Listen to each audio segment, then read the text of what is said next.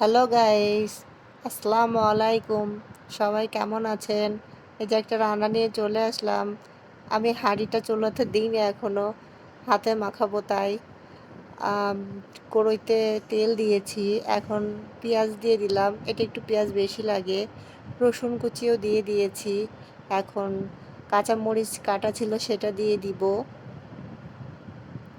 ঝালটা একটু বেশিই দিব। এবার লবণ দিয়ে দিয়েছি। এবার হলুদ গুঁড়ো দিয়ে দিব।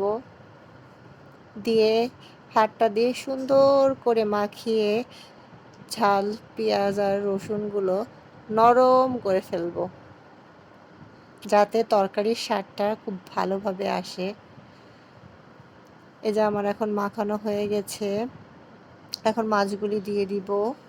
মাছগুলো দিয়ে দিয়ে সবগুলো মাছ তারপরে হাতে মেখে নিব। মাছটা কেটে ধুয়ে রেখেছিলাম। এই যে এখন হাতে মাখা শুরু করব মাছটা।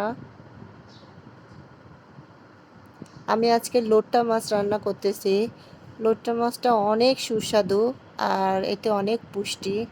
এই যে আমি হাতটা ধুয়ে পানি দিয়ে দিলাম। বেশি পানি দেওয়া যাবে না, কারণ মাছটা একটু নরম।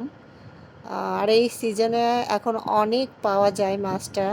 আমার তো অনেক পছন্দ এই মাছটা। আপনাদের কেমন লাগে জানি না। চুলায় দিয়ে দিয়েছি দেখেন। এখন ধনেপাতা দিয়ে দিচ্ছি। ধনেপাতা দিলে এর স্বাদটা আরও অনেক বেশি ভালো হয়। আমার রান্নাটা কেমন হলো অবশ্যই কমেন্টস করে আপনারা জানাবেন। লাইক শেয়ার দিতে ভুলবেন না। আমি নতুন, আমার চ্যানেলটা অবশ্যই সাবস্ক্রাইব করবেন। সাবস্ক্রাইব করে আমার পাশে থাকবেন। সবাই ভালো থাকেন। আল্লাহ হাফেজ।